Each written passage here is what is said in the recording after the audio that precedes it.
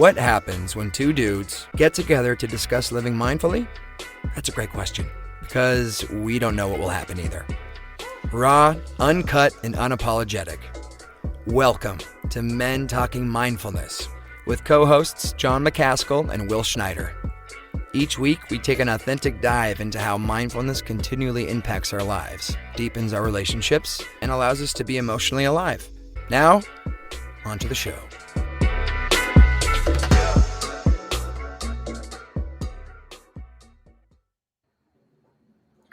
The temptation to take the easy road is always there. It is as easy as staying in bed in the morning and sleeping in, but discipline is paramount to ultimate success and victory for any leader and any team. That's a quote by Jocko Willink. And there's another quote by Mike Ditka, the Bears. Success isn't measured by money or power or social rank. Success is measured by your discipline and inner peace. Hey everybody, welcome to Men Talking Mindfulness. I'm Will Schneider and I'm joined by my co-host and brother from another mother, John McCaskill over there in Colorado Springs. I'm coming to you from New York City. Today on Men Talking Mindfulness, we are joined by my good friend, Jai Sugrim, a close personal friend of mine and fellow yoga teacher here in New York City. Jai is going to discuss today with us what it takes to cultivate discipline and why it'll help you to create greater success and peace of mind. John, good to see you. I'm coming to you from my new studio, my new apartment. Man. In New York Look at City. that beautiful place. It might be a little echoey, but it is what it is right now. Yeah, we'll get that figured out, but it's a beautiful place, man. And I got the grand tour right before the show, and it's beautiful, man. Natural light, I'm loving it. But as far as announcements for the show, really just a shameless plug here. You know, if you're enjoying the show, if you're getting something out of it, if the message resonates with you, share the show, please. Please share the show with your friends, your family, your colleagues, anyone you think needs to hear the message that we're sharing. And then also, please check us out on YouTube. We had one listener just recently find us on YouTube, not even knowing that we were on YouTube. Check us out there, subscribe, give us a thumbs up. And we would love to hear any comments that you may have. If you have, if you want to give us a comment, please share a comment there. We're two episodes out. May 13th, the last show this season. Will's going to be taking off on a Vipassana retreat. We have 2 seasons a year, so that's how we end up with, we'll be on season 5 starting in July. Don't worry. We've dug up some original content from Will before Men Talking Mindfulness, or MTM, was even a thing. And we're excited to share that. We're going to be sharing that in between seasons as part of the podcast. So make sure you subscribe to the podcast so you get notified when those come out too, because it's great content. That said, I'm super excited to have Jai with us here. We've been on here before, and as a matter of fact, we're going on his show again just this afternoon. Very excited to be on with Jai again and have him here with us. So I'm going to bring him up without further ado. Here he comes. Jai, welcome to the show, brother. Welcome, Jai, John, and Will. Men Talking Mindfulness. It's awesome to be with you guys. There we are, man. Hey, Jai, thanks for coming on, my brother. Yeah, it's an honor. I love what you guys are doing. You're opening up new spaces for men and a new generation and possibilities, right? The old frame is in flux, and the space we're creating is giving guys more options and ways of being. So it's fun. It's exciting. It is. Yeah. It is for sure. Yeah, it is. And I feel like the three of us in the work that we're doing, collectively and collaborating as well, we're on the forefront of really helping to, reinvent masculinity and create more harmony in men's lives and more holistic experience and holistic approach to life and all people. But by helping men, we ultimately help everybody. So great to have you, Jai. I'm just going to read your bio, Jai. So Jai Sugrim is a yoga teacher, healer, and guide with 26 years of professional experience. Jai hosts a podcast called the Jai Sugrim Method. He also teaches 5 live yoga classes per week. Are they virtual or are they live, like in person, Jai? I'm putting that program on hold till the fall. and getting back Okay. into in-person yoga classes. So they're here upstate New York. Oh, in Hudson. awesome. Good. Yeah, okay, Did the awesome. sound just cut out, John, or no? What's You that? can hear me? Did the sound just cut out for a minute or no? Well, sometimes we get a few glitches, but normally the recording is still good. But maybe the Because I live wonder if feed. it's something on my end. I can go fix it. No, we can Sometimes hear my you loud and computer. clear. Okay. Okay. Yeah, okay. Let me continue with our bio. So Jai also coaches students who want to weave spirituality and health into their daily lives. Jai is steeped in Jivamukti and Ashtanga yoga lineage and has 15 years of history studying shamanism with master curanderos in the Peruvian Amazon. Jai has worked professionally with the New York Yankees and with whom he won a World Series championship ring in 2000, as well as many entrepreneurs and leaders across multiple fields. Jai was honored to teach yoga to high school students for 2 years at Frederick Douglass Academy in Harlem in 2014 and 16. He's also featured in New York Times, the Huffington Post, and Psychology Today. What Nice. Jai loves most is to share health and mindfulness practices that help his students attain peace of mind. His greatest passion lies in creating coherence among varied peoples. In this light, Jai believes that the breath is a perfect object of concentration. On a personal note, I love speaking and hanging out with Jai. He is always full of insight and wisdom. We just have a lot of fun hanging out. Over the years, we have practiced together, hiked, even done some psychedelic journeys together. He truly is a brother and a friend, and I am honored to have you on the show today, Jai. Thank you so much for joining us. It's great to be with you guys. Yeah, we're excited to have you, man. And if you've ever listened to the show, for the audience, if you've ever listened to the show before, or if you haven't, we have an opening practice. We kind of bookend the show with an opening practice. And then at the end of the show, we have a grounding practice or a closing practice. And Jai is going to honor us with a closing practice. So you may, stay tuned for that. And obviously all the content in between this opening practice, which I'll lead, and all this great content. So that said, let's get into this grounding practice, this opening grounding practice to get us settled. Will and I are always excited to get the show kicked off, and then to have a friend on the show gets us a little bit more excited. So we got to ground ourselves, and we also want to ground you all as an audience. So, I always like to do the hat hair thing too. So if you really want to that's see what looking bad great. hair That looks is like, a 10. That's a 10, John. That's 10 hat hair right there, man. That's how great it looks. yeah, tune in. This is always like a hook for you to tune in on YouTube and actually see what bad hair looks like. Check it out. So, all right, that said, and all the laughter aside, let's get serious for a while, okay? Okay. All right. So get comfortable, whatever that may look like for you. And as always says, if you're driving or mowing the lawn, make your eyes open. Make sure you're safe while you're doing this, but also comfortable, whatever that may look like for you. I'm personally got my feet planted on the ground. I sit in a chair. I put my hands on my lap, palm up, to kind of invite that feeling of gratitude and also vulnerability, which is what we want to do. We want to tap into that while we ground ourselves. And then if closing your eyes is safe, go ahead and do that. Otherwise, keep those eyes open. And then bring your attention to your breath, noticing the rising and falling of your chest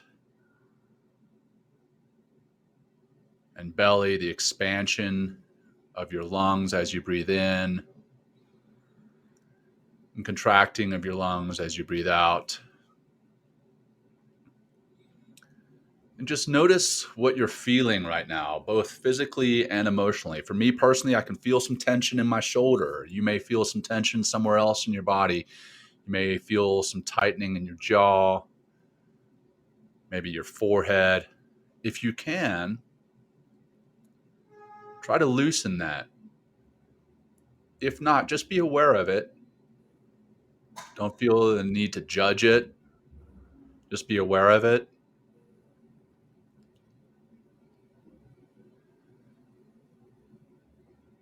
And breathe into it. Each breath, notice that feeling. Might be an emotional feeling. Happiness, stress, peace, anxiety, fulfillment, whatever it may be, just notice it and don't feel the need to judge it or even change it. Just be with it, breathe into it, sit with it.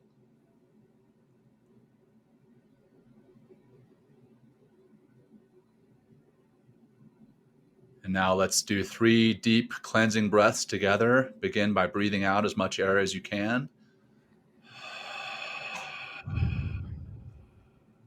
Deep breath in, holding at the top, and relax. Another deep breath in, hold at the top, and let that go nice and slow, relaxing as you breathe out, breathing out all that tension, anxiety that you may be feeling, and breathing in peace and love and happiness, and holding at the top, and relax, letting it go nice and slow, slow, slow. And now begin to slowly come out of the practice. If your eyes were closed, start to blink them open. Start to bring some movement back into your body. Like I said, I've got some tension in my shoulder. I'm going to kind of move that shoulder around, loosen up, and let's get ready for the show. Over to you guys. Will, let's kick it off, brother. Awesome. So good to be here with you back. I'm excited to be in the new studio.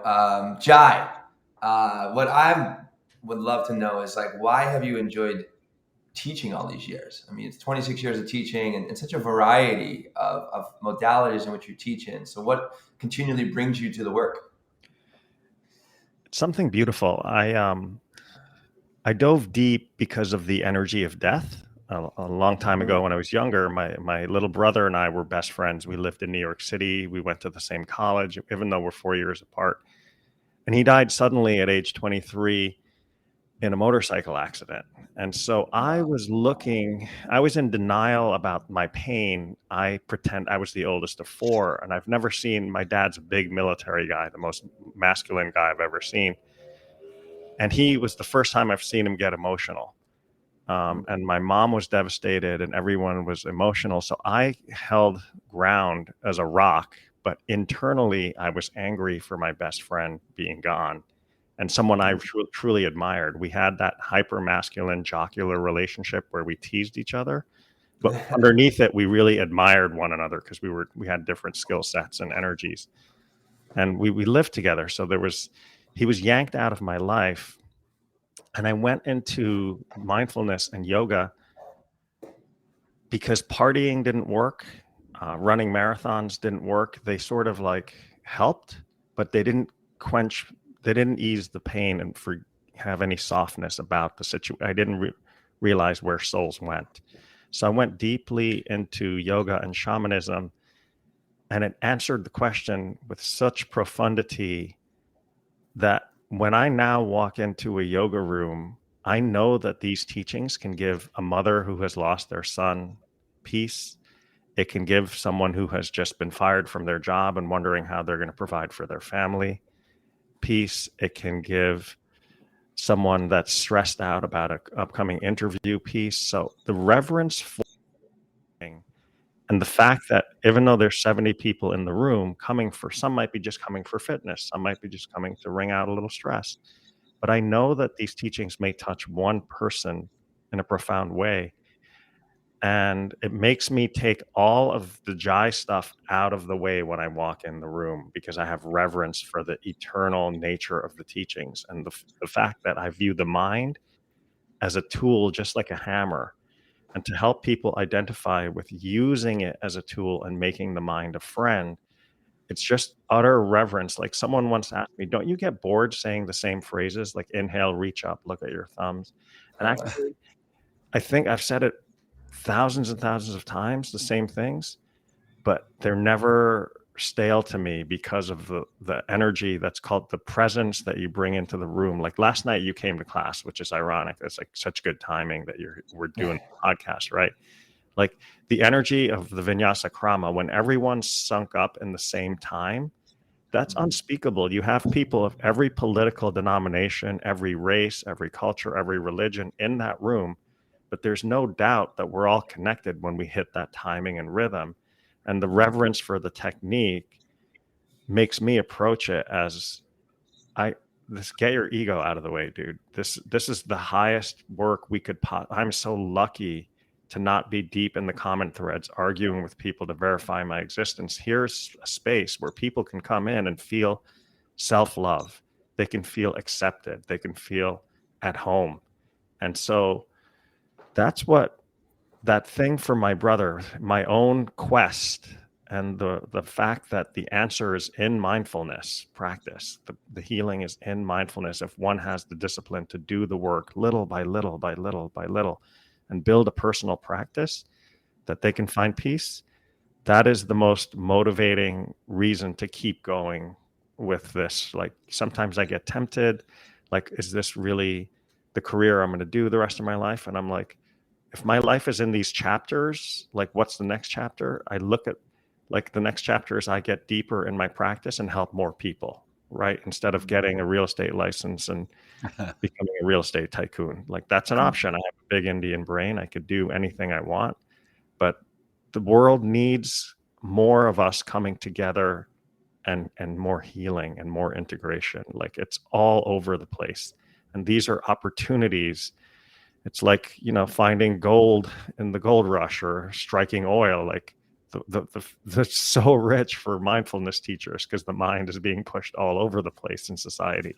So our work, I think, is needed, and seeing what you guys are doing motivates me. It motivates me to stay on track. So that's my thread to teaching, why I teach. Yeah, Beautiful, thanks for that, man. Jai. Yeah, I got a little choked up. I mean, I got a couple brothers too, and I can only imagine losing one of them. Like it just, even though I might not get along with them all the best, but when I do see them, I'm just, there's something about a sibling or loved one or child that it runs so deep, so thanks for sharing that, Jai. And I didn't realize that after all the years we've known each other that this is what kind of brought you to these practices, but it makes a lot of sense. So let's jump in a little bit of discipline. So why are discipline and greatness like two peas in the same pod? One seems to be almost impossible without the other. Like, what is it about discipline that creates success for people and anybody? Well, discipline is the building block of our character, and our character is our core characteristics. Like the stress we were put under in the pandemic showed how we responded to that stress, showed who we truly are beyond what we put forth to the world. We put a mask, we put a veneer, we put the best of 10 photos with the right angle and the right light on our Instagram feed.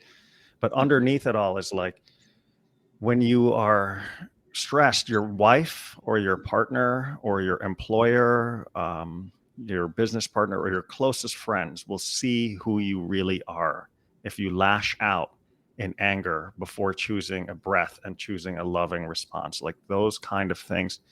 If you are running low on money, what will you do? Will you cave in, or will you be resilient and forge a new plan? These kind of things get revealed. And I feel like without discipline, we are just left to external circumstances being perfect. For us to be in a good mood, everything out here has to be perfect.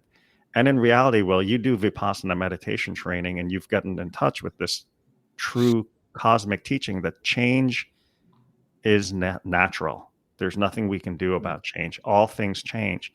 So when the external circumstances change, without discipline, we become a slave to the desires of the body and the mind. We become prone to addiction. We become prone to, everybody has lower drives, right? And like we have a good angel and a bad angel on our shoulder, and the dark side can whisper to you and overtake your mind. And discipline is leading you to the path of freedom towards choice. Discipline gives you, it helps you fortify your spine, and discipline helps you to shape this image inside of your mind of who you are. Like, I just ran the Brooklyn Marathon, and I ran it as a 47-year-old instead of I ran 2 as a 28-year-old, which were competitive. So my goal wasn't to like set a personal record. My goal was to see how I would respond to something we call the wall. At the 20th mile, there's such little glycogen in the body that the brain starts competing with your muscles for the energy, and you lock up and you freeze, and things start to really hurt. And I was curious about what I would do when that came on, because I was sure it was going to come on because I'd experienced it in the first 2 marathons as a kid. And what you find is, like, you might find spiritual energy when you're out of physical energy. John, you may be able to speak to this as a seal in buds. Like, what carries you through those tough moments is something higher. And so what we learn at this time is that our will is in charge. And like, my mom wasn't planning to lose her child. She was devastated, and it was her baby child. So my dad actually, I found out later, contemplated suicide, which is like the weirdest thing from like the strongest man I've ever seen. Like, to have him depressed, I've never seen my dad cry, right? So that's the end of the marathon for a human being. It's what I call ritualized discomfort. So life is safe. Like, I live a safe life. I'm in the countryside. I live in a house. I have all the food I need. But I actually chose something really hard by free will, so that, let's say something hard happens in life, I view myself as like, okay, the things I had to tell myself in the last 10K, every step hurt, Will. Every step of my foot, the bones were crushed by my body weight. So I started to tell myself, okay, Jai, this isn't about a personal record. You got this. Okay, you've done hard things before. You're a finisher. I started to do these mindfulness affirmations from my mindfulness practice that were coming back in my memory. And it's like telling me the previously established image of myself as a disciplined person. I started to tell myself, even if I have to crawl on my stomach, I'm going to get to the finish line. And as painful. So what was weird is I ran 18 miles well. 18 to 20 were hard. I got it out and I hit the wall at 20. So here's what happened. Each mile felt like 6 previous miles. So 20 to 21 felt psychologically like 6. 21 to 22 felt like 6. That's how hard the wall is, because you're literally out of physical juice. So the way we put ourselves into these ritual, like your meditation practice, I know when we talk about Vipassana, like, some of those days are brutal. You feel like running out of there like a madman, but you just stay the course. You just stay the course. Yeah. And that is a ritualized discomfort. Nobody put a gun to your head and said, we're going to make you meditate, turn in your phone, and sit quietly for 10 days. You're actually consciously placing yourself there, and you're in that mirror of the practice, which builds your character. And those kind of things are what I try to teach younger people when I have an opportunity to be around them. Like, one kid I coach is a hot-headed football player. He's a junior in college, right? And he got into a fight and got suspended for 1 year. And I'm trying to teach him the stages of building his discipline and building his character before he wants everything to be given to him because he's talented. And so when we don't have our character developed, we get into these kind of problems where we sabotage ourselves. And the discipline and ritualized discomfort, like Nims Purja was describing, he's a mountaineer, and he's like, when you're in oxygen debt and you're trying to take your next step to get to the peak of Everest, and it's only 200 meters, it feels like a mile, like life becomes so simple when all you have to think about is your next step. And when I had to think about my next mile in the marathon, like, it's so simple. There's no noise in your head anymore. And that's what's so beautiful about these practices of personal discipline, is that what's discipline to me might be discipline to you. It's different, but the nature of how the mind is working is the same. Like, not everyone needs to run a marathon. Maybe discipline discipline for some people could be the way they take care of their families in the morning, and having a routine for how you do that. But you have a structure, and it's a structure of overcoming there goes the light, the lower drives of the mind. Yeah, I was, as I was approaching this topic, I was thinking, an analogy of like, because without discipline, we're kind of a slave to the chaos. And I thought of, having a dog, right? Like dogs are great. Like they're super loving. They're amazing animals. But if you don't train them to sit, to stay, to come, to be a well-behaved dog, it's going to be a very difficult relationship with that animal because they never like took the time to train them. And I feel like that could be the mind sometimes. It just wants to run, and like you mentioned, how it just wants to, it just like suck up everything around it, or just kind of indulge, or ignore, things, or when things get uncomfortable, turn the other direction and kind of, move away from discomfort and then seek the comfort and seek what it knows. And at the entire time, just being a continual slave to the environment, because a undisciplined mind is a reactive mind, and a reactive mind is just is typically a mind that is overcome and typically driven by emotion. Whereas, taking time to develop discipline, whatever that is, whatever that can look like, I want to talk about what that can look like too, really helps you to develop that character you talked about. Because ultimately you wake up with yourself in the morning, you go to bed with yourself at night, and if you don't know how to really face yourself when things do get challenging, then, I don't see success as being sustainable. It might be, you might have a time that you just nailed it at the right time and the right whatever, and it works. But the sustainability aspect is really what drives. It's not sustainable. And I mean, you hit it on the head there, Will, is that there's going to be times when our talent, and Jai mentioned this, right, about some of this hot-headed football player, where our talent takes us places that our character can't hold us there, right? Our character can't maintain. And if we go to these places without the discipline, we're going to fall back. We may have intermittent successes, but we're going to fall back to where our character normally lays. And that is, more often than not, if we don't have discipline, a place of ease and peace. And I'm part of this program called the Deliberate Discomfort Challenge. Deliberate discomfort, right? And how important that is to intentionally put yourself into places where you're uncomfortable, and how doing that more often, that doing hard things begets being able to do hard. And as you do hard things in life, your life actually becomes easier because you're more successful. So do hard things to live an easier life, or take the easy road, but that ironically ends up being the harder life, that ironically ends up being the harder road. By doing hard things, like committing to studying, or committing to working out, or committing to eating healthy, you actually end up living a healthier and easier life. It's ironic. Yeah, I find that intriguing. And what I'm curious about, John, is I had this experience with my current partner, and I have a beautiful relationship, and it got really deep. Like it was just starting and just budding. And during the pandemic, with the stress, how we responded to stress revealed our character to each other.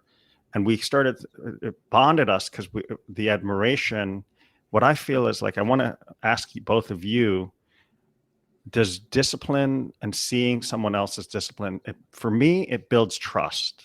Like, I trust Will. Will has always followed through. If I'm like, Will, please email me that thing, he does it that day. It doesn't happen 3 or 4 weeks later.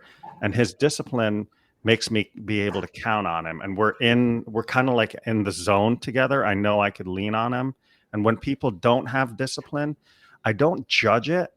I just don't have that umbilical feeling of like we're not really boys. It's superficial. Like, he's my boy because if I needed something, I can call him and I know he'll take my call. I trust it. So when you were in the teams, Did you find that the disciplined people pulled through and made the teams and made the cut and built trust for you?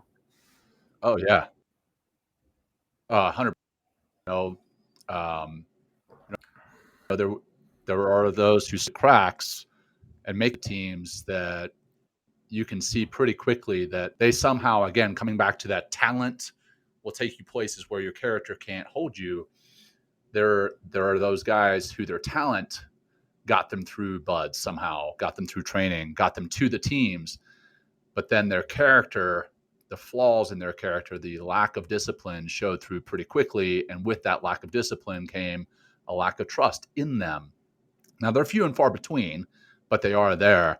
But 100%, I agree in that meeting and working with, being a partner with someone, whether that's a professional or a personal relationship. If they are not disciplined, that can degrade the trust, which is actually something I hadn't even thought about in prepping for the show and making notes and everything that we normally do. How discipline and trust are tied together. They're absolutely tied together. That's a fascinating angle. So yeah, thanks for that, Jai. And Will, I will agree. Yeah, I do trust Will completely because of his discipline in the show and everything that we do prepping for the show. So you're spot on, Jai. I love you, brother. I love you, Will. Yeah, I love you both. Thank you, guys. I appreciate that. Thank you. That trust. It's like I think that comes from ultimately trusting yourself. Like if you can develop discipline and get up and do the same thing you're going to do at the time that you said you're going to do it, and consistently do that thing, you're developing that character we talked about, and you're ultimately developing a trust with yourself in the sense of like, I can make this commitment, and then I can I'll follow through in that commitment, and therefore I guess as we're talking about, then I'm able to do that for other people because I have developed that discipline, I have developed that trust, and also that conversation, right, and those feelings around that, like, because I know if I do fall short of what I'm trying to achieve, I might not feel as so great about myself, and I don't like those feelings. So I try to show up better and really just show up and do what I'm going to do, regardless of sometimes the outcome. Just get there is so important. Is like put your ass to the fire and do the work. Yeah, I'm curious about if you guys can isolate in your chronology, because a lot of young people listen to the show and they're looking up to our experience, right? So I want to backtrack to my childhood to distinguish between these types of discipline. My father was, it's great that he led by example. So I saw his discipline, but his discipline was very stern. It was very rules oriented. And it was like, I had anxiety around it. So it was like, it was okay, but it made me rebellious. I didn't make it my own. So in high school, I had a cross country coach who encouraged me with the discipline. So I'll tell you what happened. I finished my first race and I threw up all over my shoes. And I was like, this is the worst pain I've ever been in. I'm never doing this again. This is horrible. Then he comes up really cheerful, Mr. Knickerbocker, slaps me on the back, goes, way to go, kid. You scored 5th. You helped our team win the division. I'll see you on practice on Monday. And he jogged off. I was like, he just assumes I'm coming back to practice. This guy's nuts. But the way his personality was like, oh, he said, I helped the team win. And after I finished wiping the puke from my face, I was like, I contributed. Wait a minute. And I know I can only get better from here because this is the worst. And I've only trained for 2 months. So I went back, and because of his tutelage, he had these really hard as hell training programs. Like, I question whether kids should be running 96 miles a week, but the way he did it was also gentle. And so it was the first time I had this discipline with encouragement, where with my dad, it was like discipline where if you break the rules, you're going to get your ass kicked. And like, they're okay.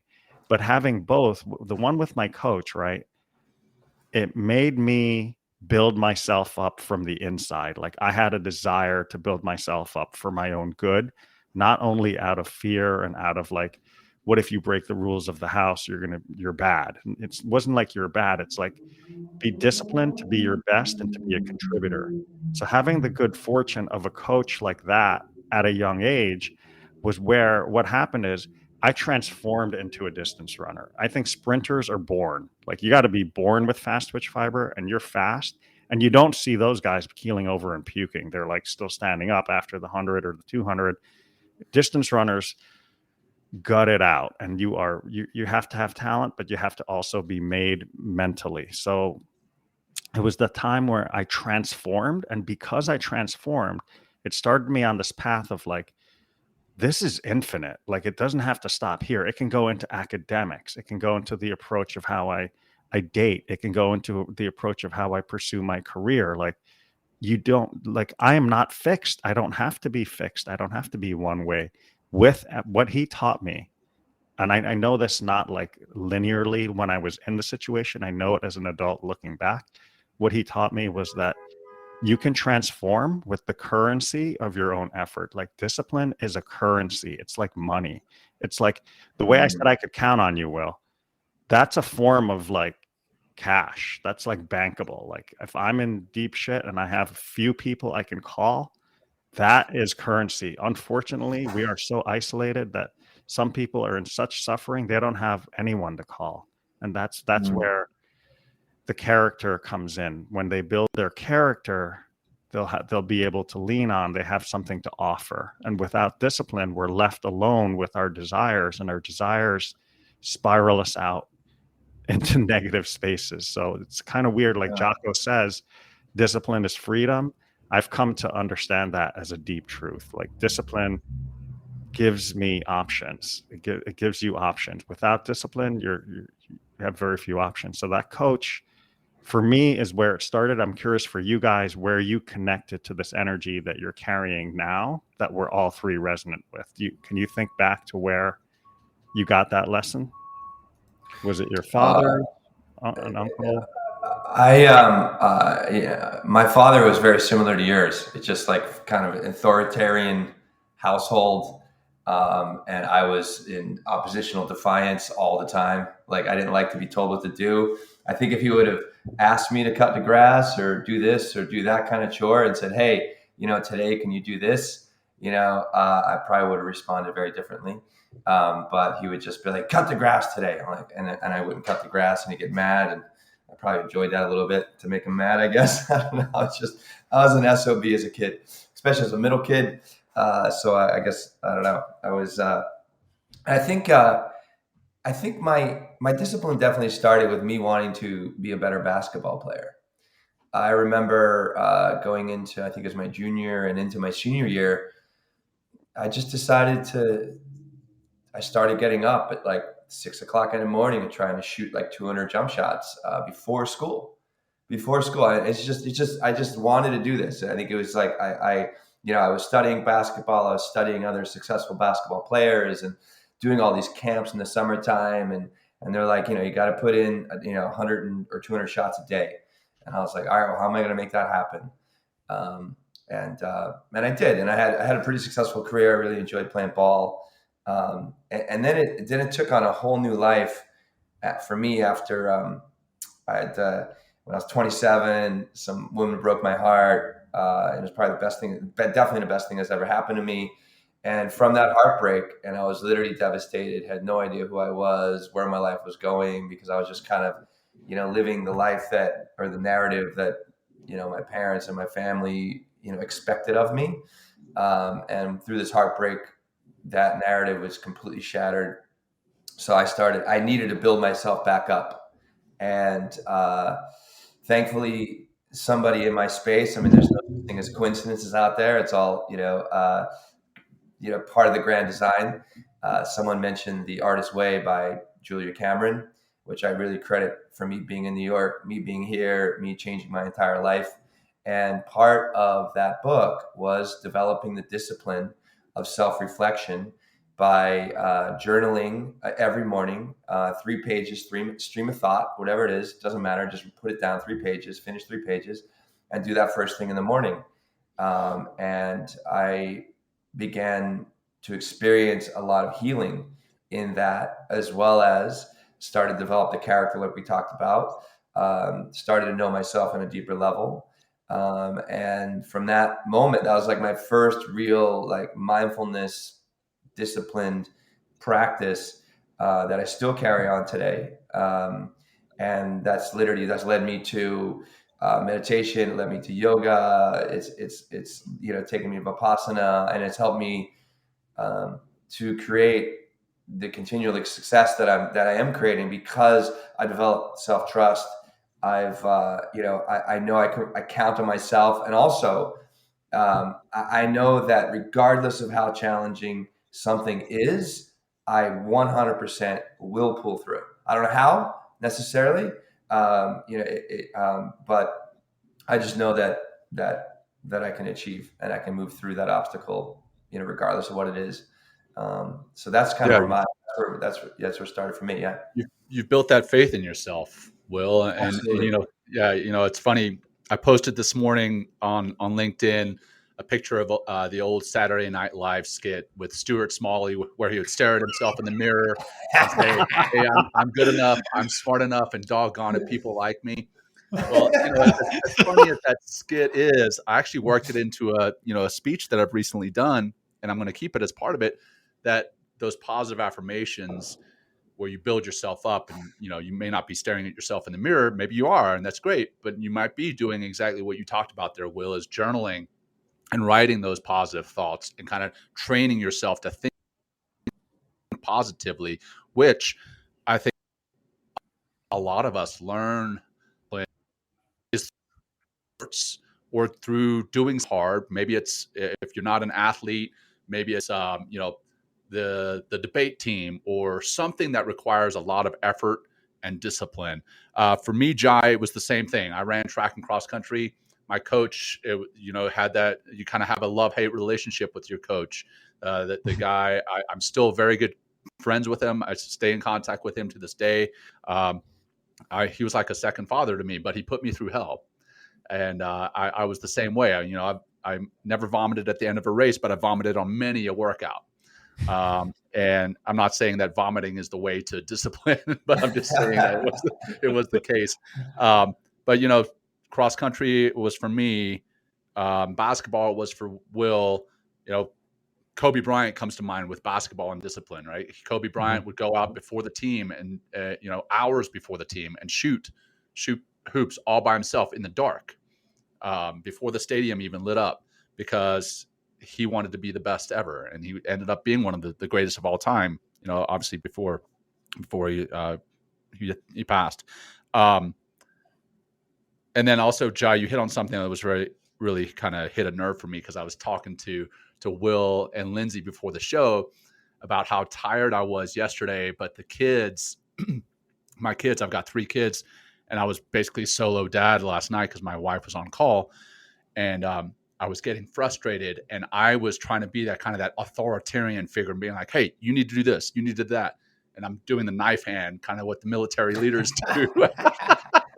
and they weren't responding to me as I had kind of intended or envisioned them to respond. And then I started being more tender with them, and they responded much more like I had hoped they would, which comes back to your kind of message about you had grown up with your father being this authoritarian figure, very maybe strict or disciplined, and you had grown up with almost this anxiety. I certainly don't want to bring that into my relationship with me and my kids, but that brings me to my next question. Sorry, this was very long-winded to come here. The balance between being disciplined and maybe being overly obsessed. I talk about having some type of balance in your life, but then also having compassion, right? You have to have compassion for those that work with you, that live with you, yourself. But then you shouldn't give yourself outs, right? Grace, but no outs. Can you talk about finding that balance between discipline and being maybe obsessed or disciplined to a point of being unhealthy? 100%. It's a brilliant question, because I've coached some of the most successful people on the planet. Luckily, to be on the inside in a small room talking to them, I feel like my other passion is studying human nature. And I learned something from a group of Kabbalists when I was 28 years old. I was fascinated by the art of neuro-linguistic programming, which is a way of communicating in a win-win, and to make sure that the meaning of your communication is received, that the intention is received. So the Kabbalists taught me, when you increase your discipline, you must increase your love simultaneously. And this really was revolutionary for me, because before this teaching, I would achieve everything by willpower, just stepping on the pedal. And what that does is it creates exhaustion. You can spontaneously combust, and you can judge yourself. You don't accept yourself. You can be so successful and so good at your craft, but inside, you don't feel good. So what happens is, if we are passionately loving someone without a sense of boundaries, it collapses. It becomes codependence. So to put an edge, to understand your edges, I'll give you an example. Back to this marathon I just ran.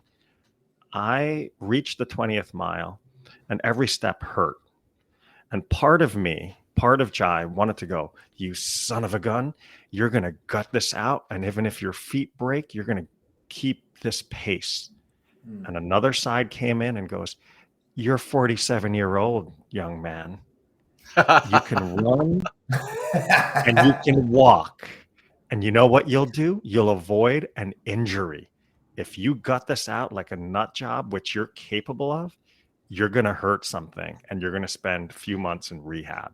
So I lovingly made the choice. I looked at my stopwatch and I said, you know what? I'll be happy with the time with the run walk, because my first 20 miles were so good. I'm just going to take the finish. I'm going to take, and we'll talk about this, I'm going to take the medal. I'll take the finisher medal. I won't win my age group, but big whoop.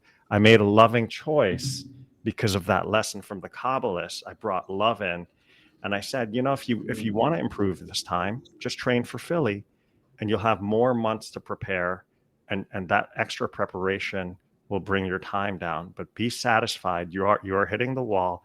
Every step hurts. If you keep running, this can lead to injury. So matching the discipline with self-love is crucial. And that was more of a mature teaching. Like, I didn't get that when I was young. I was all willpower, full steam ahead. And that was around the time I started to enter yoga and mindfulness more as a deeper practice than a supplemental practice. And so what you learn, John, is when you train for a marathon, you can log all these miles, you can adapt, you can get fitter, but you can't bring that mentality into yoga. Will tell you, you'll rip your body right apart. If you start stretching like a weightlifter's mentality or a runner's mentality just on will, what has to happen is, like, you have to be fully present in a forward bend, but listen to your breath, and the breathing opens up the fold, the posture. So without breath and consciousness and awareness, you're not even working properly. And so that's where that lesson comes home. That's why when Will read my bio, the breath is the perfect object of concentration, because it's with us all the time. You can only live 5 minutes without breathing. You can live 3 months without food, a few days without water. But breath is literally like the life force that surrounds us, and it's connected to your consciousness. And you guys know that with the exercise you just led, with the breaths we took, it brought us together, brought us into a space of deep listening to each other's experiences, so that we can actually get insight from each other's life journey, right? So I feel like matching that energy of love with the discipline is the key. And you don't have to think of it as love. If you're a man and you're like, oh, I don't want to think about love, think about it as boundaries or self-respect, right? Like I respected myself to curb my ego and go, dude, you got to walk a little bit of this, or else you're going to damage, how can you serve your clients? How can you teach your classes if you're laid up in bed for 3 weeks recovering from an injury? And what does it prove? You're not 28. Right.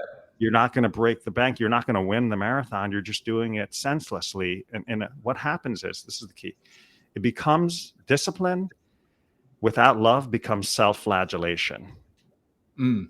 And that is We'll where make a the note of love, that. That that's should that be Yes, our sir. little snippet. That should be our snippet for for the week, man. All Discipline right, without tag love that. becomes self-flagellation, man. so Yeah. that's the key, is those guys gave me that lesson. And then diving into yoga right after that period of time brought it home, and I applied it in the marathon. I apply it to my relationships. I apply it to my work. Like sometimes I have to make the call, like you have to stop work. You need rest. Yeah. You need to be Yeah. disciplined about something like rest. And where I was younger, I would just grind it out and feel like I'll recover when I Mhm. recover. Right. And so I Yeah. need to, like, as I approach 50, respect the body and the brain's need for rest. And that is self-love. That is self-boundary and discipline. In a weird way, being softer is a discipline, And I'm curious, you probably know that as a father, and Will and I can imagine what that's like, but I'm sure you Yeah. have to have softness in your discipline with children too. Oh, 100%. And this self-love and this self-compassion isn't something that just has to come at the age of the mid 40s. It's something that we as those of us who are in our mid 40s, we can share with those younger ones, Yeah. that they can start giving themselves that self-compassion and that grace earlier on. And I think really what you hit on there is the law of diminishing returns, right? If someone doesn't want to talk about love or compassion or anything else, think about the law of diminishing returns and feeling, okay, is this particular run that I'm going to do this morning going to make me a better person, a better runner, or am I just doing it to prove to myself that I'm tough? And Check a box or something, right? yeah, and maybe it may make me a worse runner, right? I remember Mhm. when I was growing up, and I'm going to come back to your question about the being a father, Jai. But I remember when I was growing up, when I was running cross country, there were a couple times when I was sick. I had a cold, and I was like, you know what? I'm going to go and run anyway. And my dad was like, if you do that, you're actually going to end up being a worse runner. You're going to get sick. You're going to make yourself sicker, and then you're not going to be able to race this weekend. So just take today off. Take today. And I remember doing that, and I felt guilty about it. I was like, I can't believe I'm taking a day off. But I was better for it.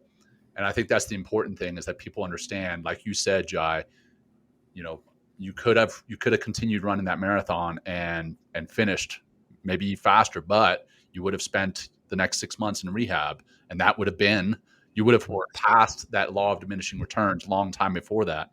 As far as being a father and being compassionate and at the same time having some type of discipline as a disciplinarian, there's definitely a fine balance there as well, right? Like I could let my kids get away with everything.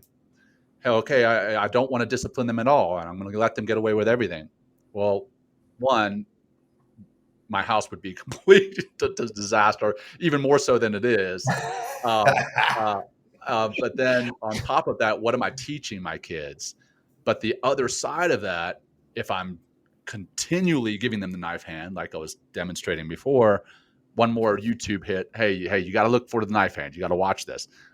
So anyway, if I'm continually giving them that, then what do they learn from that? They don't learn the love, and they don't learn the compassion from their father. They don't learn self-compassion. They don't learn that grace, and they don't learn that continually pushing themselves is going to potentially harm themselves. So there is definitely, as a father, as a runner, as a person trying to succeed, there is a balance in all of it. There's the yin and yang that we talk about, right? All too often. So yeah. Well, it's also, I mean, just even that self-compassion and self-kindness is a discipline in itself as well.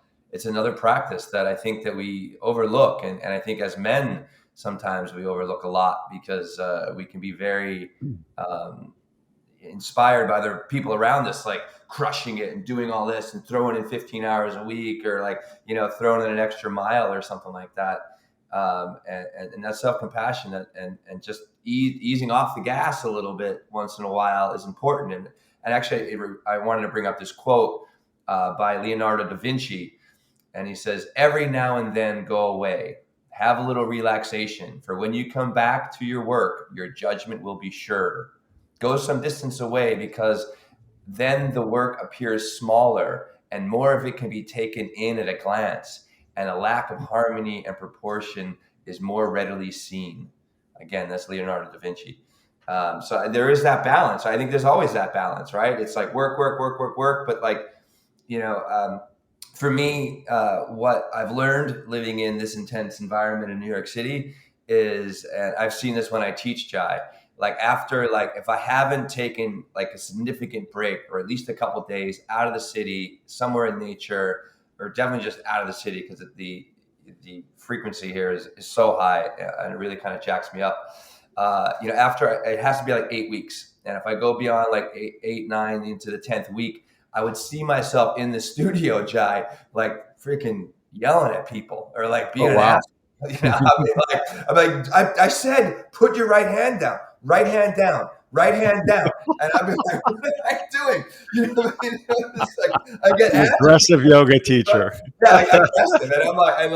And people that know me, I'm like so not like that. But if that, then I know, like I kind of reflect after class. I'm like, fuck, man, I need to take a break because I am really high stressed because I haven't, the city just brings so much. And I'm take some time away. Listen to that advice by Da Vinci, because it's as necessary to success and of an ingredient as putting the hours in and working in a disciplined fashion, for sure.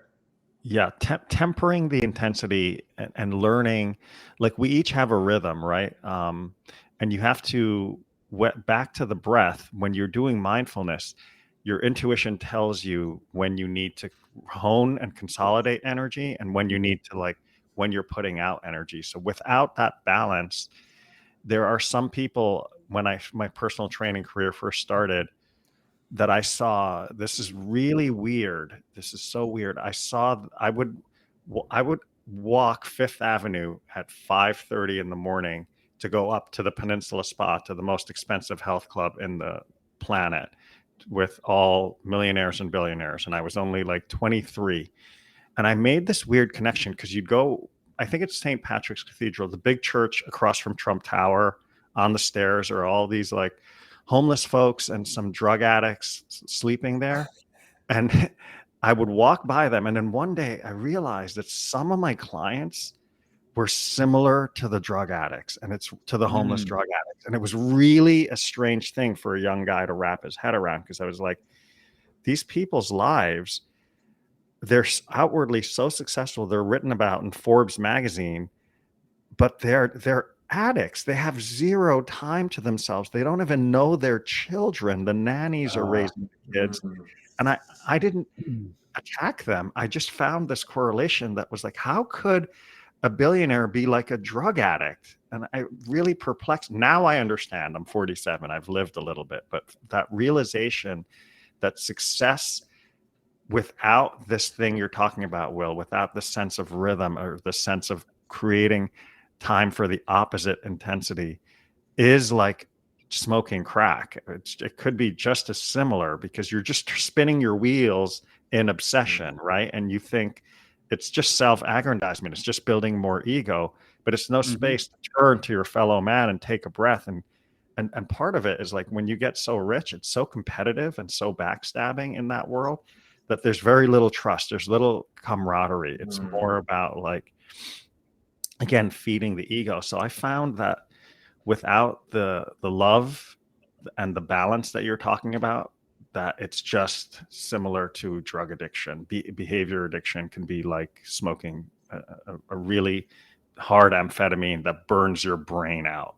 Yeah. It is. It's a chemical addiction, 100%. I mean, you've got the addiction to the dopamine and all the different chemicals that your body naturally produces, but you're still addicted to it.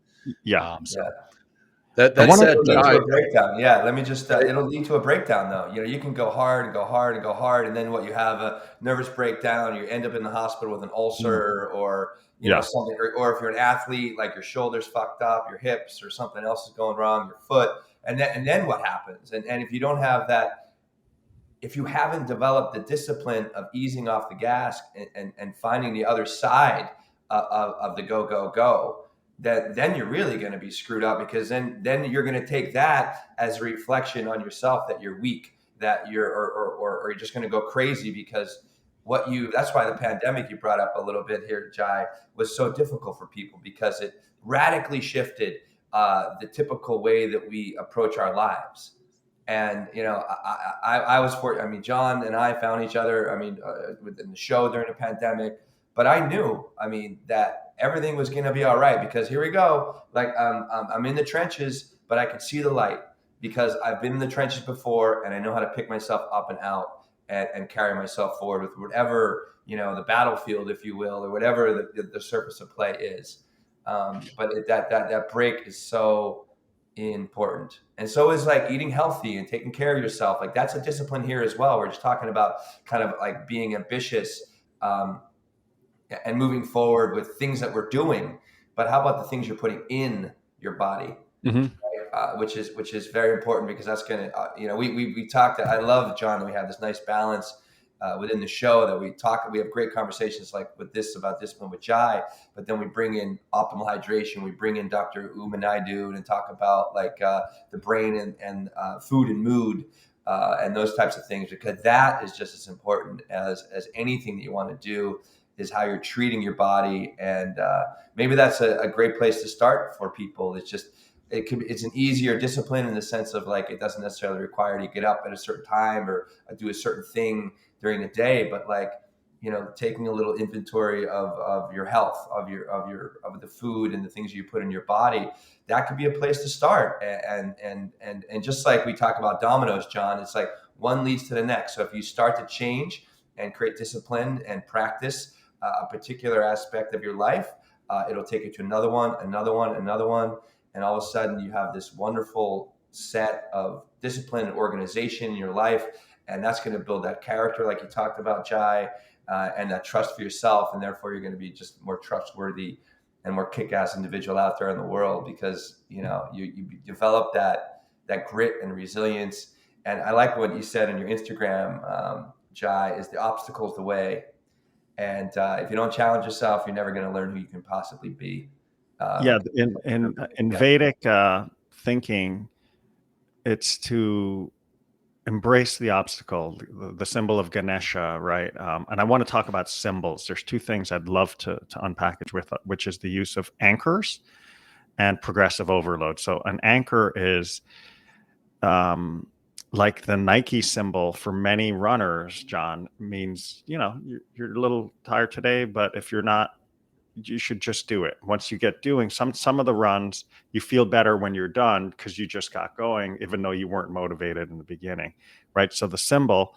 So for people listening, if they want to build a relationship to discipline, like having a symbol, like you don't have to use Nike. Like for me, I put a tattoo of the Shri Yantra on my left channel where the heart is. I once loved a woman improperly with the rescuer mentality, like, she's got issues, so I'm going to love her no matter what, and embrace her and be the hero. And when you were talking about heartbreak earlier, well, it brought me back to that. It's like, I was heartbroken that all that effort I put in didn't do anything, because I was loving her improperly without a sense of boundaries, and not learning that she has to do her own amount of work too. That's a little bit of her responsibility, while I am supportive. So this tattoo is an anchor to remind me never to put my heart in that position again. The true love is holding space while someone also does their work. So that's a symbol. I have the marathon medal and the marathon bib. And so this bib is going to go in my office, because I'm doing a lot of writing right now, right? So I want to write consistently, and I ran consistently. So the medal was given to me after. When I see this, I'm going to put this up next to the calendar in front of my computer as a symbol of like, you can do it. Like, oh, I'm not feeling creative today, I'm not going to do my writing practice, whereas writing needs rhythm. It needs consistency. It doesn't need 2 days a week. It needs 5 or 6 days a week. And it needs you to write some days where you feel stuck, and you can go back and edit that stuff. Just like running the last part of the race in pain not every day has to be perfect. So when I see this in my office, it's an anchor and it's a motivator. So people can create anchors. Like some yogis put a tiny statue of Ganesh on their altar, and it means, oh, you have your Ganesh G, boy? Let me see that. Ah, God, this is my little Buddha, man. This is my little See Buddha. the Buddha, right? It's I like, got the I'm going to little meditate Buddha. today. Yeah, I'm going to do my mindfulness practice. And right? sometimes So, I'll take him with me if I'm traveling. I'm yeah, pull there him you in go. my bag. It's just like I'm going to hold him right here the whole time. No, but I mean, like, so anyone out there to think about the symbols, right? Just like the Men Talking Mindfulness logo is a symbol, is to create symbols around your home and around like your sacred meditation space, your office. Like the tattoos for me all happen at a poignant moment. Like I just got back from the jungle on Dieta. This one speaks to me. The hummingbird was in my part of the jungle every day, communing with me. I'll put that by my heart. It'll remind me of the work I did. And these anchors automatically get us out of reasoning and logic and thinking about doing the work. It makes us emotionally connected to the task at hand. So anchors are really important. And Will, you shared your Buddha. John, what kind of anchors do you have around you or images in your mind that motivate you to be consistent? I don't have my Buddha here, but I do have several tattoos that also remind me of staying consistent. One is on my wrist, and it is the same tattoo as my wife. We both have it. It's Hebrew, and it is "I am my beloved's, and my beloved is mine," and that reminds me to stay consistent in our relationship, and not just committed to, staying faithful, but also putting in the work in a relationship, right? What that looks like, what that feels like. That's the discipline that we've come to. I also have a tattoo on my right rib cage. It's a lion.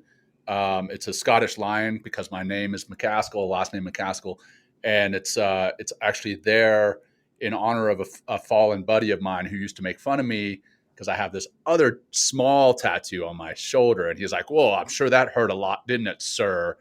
And he had this giant tattoo on his right rib cage. Anyway, it's a every day when I'm getting dressed, I see that in the mirror, and I'm like, all right, I've got to stay, committed to myself, stay committed to the memory of my buddy, don't take it easy, but also give myself grace. So those are my anchors, if you will, as far as tattoos and other symbols that I have around. I mean, I've got pictures of my kids around as well. That's also an anchor for me, which is a very, very powerful one. I mean, as soon as I open up my phone, I've got pictures of, I've got a whole bunch of notifications on my phone is what I've got. But I've got a picture of my kids right there to remind me of why I do what I do. Right. So that is what is keeping me anchored. Wow. Getting tongue tied. So good.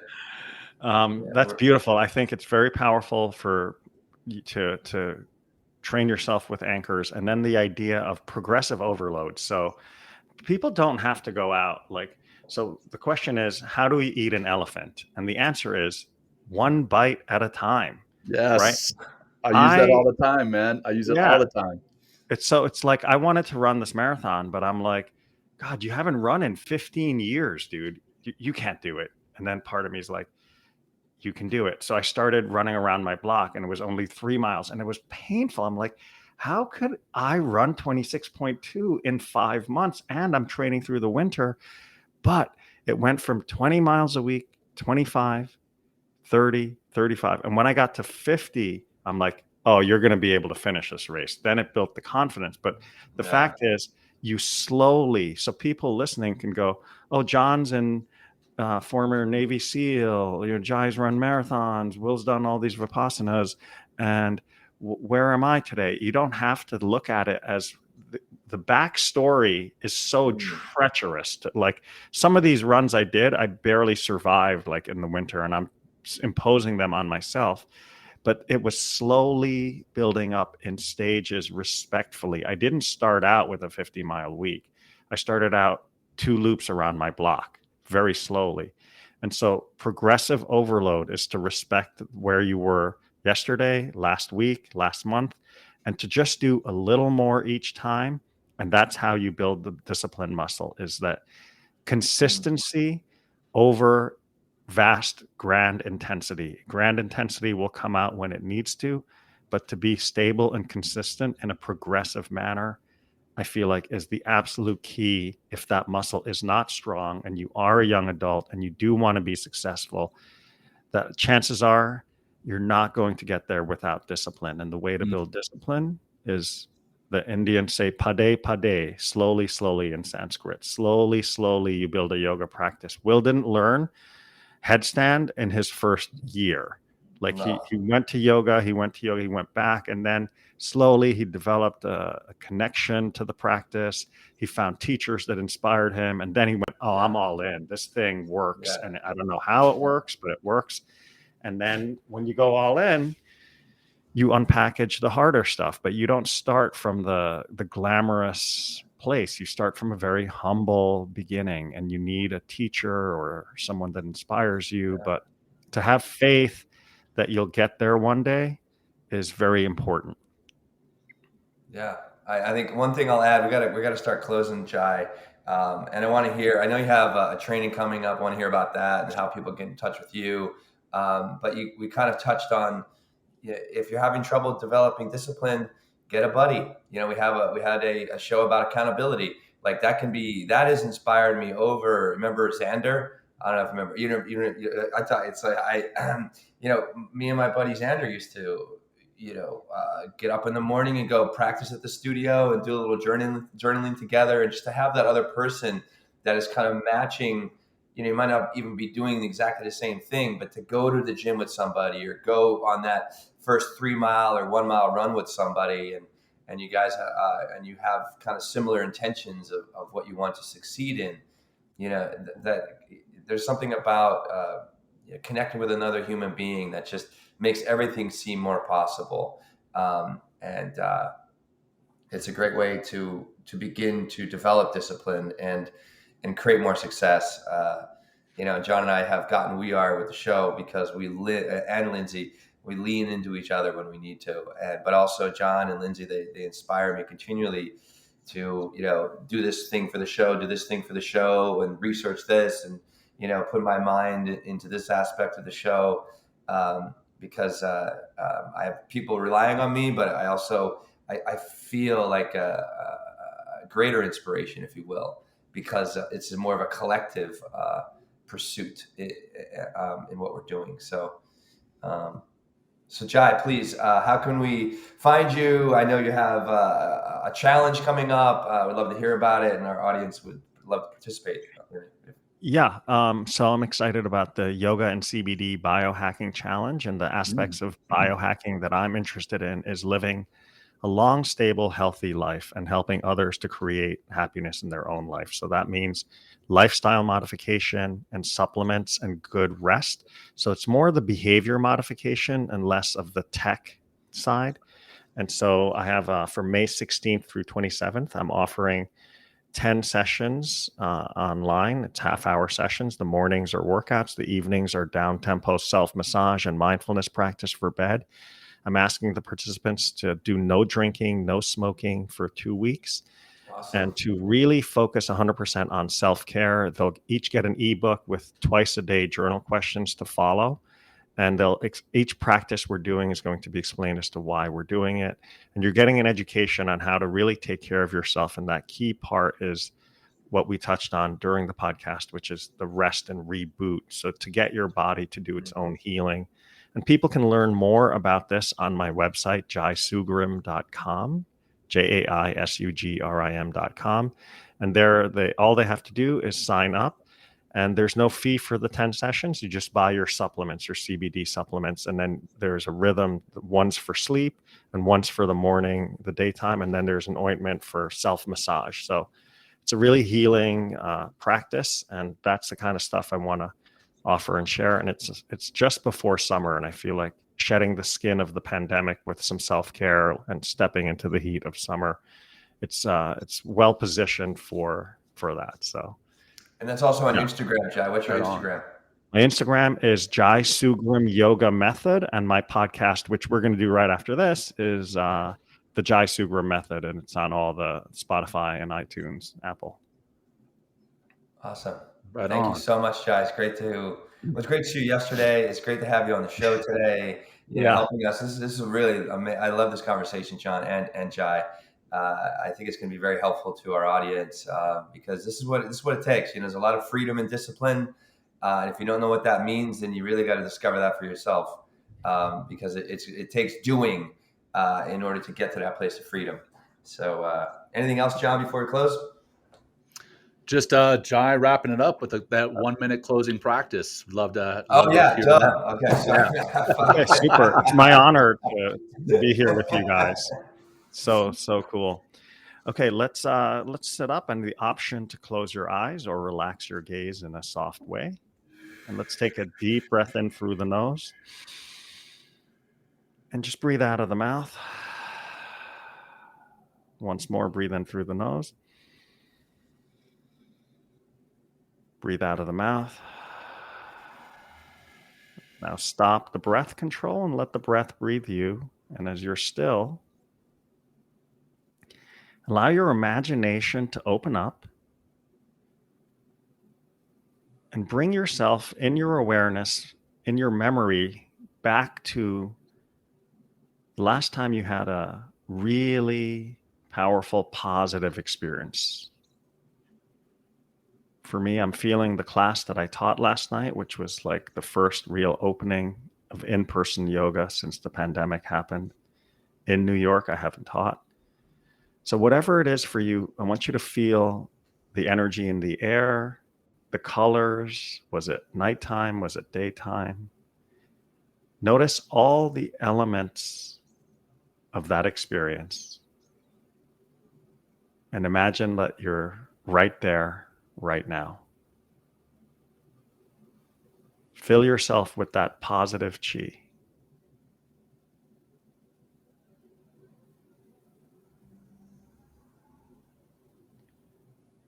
Now feel this energy anchor into the spine and into the back of the brain.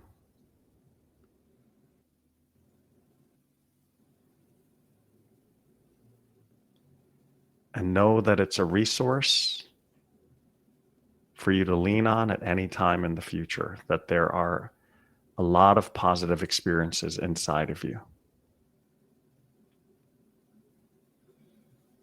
Okay, and then bring the hands to prayer near the heart and wish positive energy for someone else. Send this positive vibration to another being who needs to feel positivity.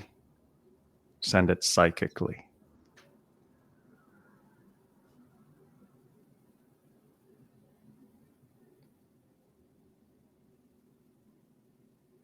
And now you can relax your arms, lift your eyes. Okay, thank you, gentlemen, for a brilliant talk. I love talking to you guys. It's awesome. Same here, Jai. Such a pleasure, man. Jai, thank you. Really enjoyed this, and really enjoyed this talk. Really enjoyed everything that we hit on, and I look forward to being on your show here in about 40 minutes. 40 minutes. So, yeah, Awesome. we'll be together again. And then for our audience, again, another shameless plug. If you like the show, if you like this episode, please share it with your friends, family, colleagues. Join us on YouTube, subscribe on the podcast, and then check us out on mentalkingmindfulness.com. Until next time, take care. Peace. Thank you, Jai. Thanks for joining Will and John on Men Talking Mindfulness. If you enjoyed the show, please like and share it with your friends and family, and please, we would appreciate a review too. Until next time, this has been Men Talking Mindfulness. Thanks for showing up.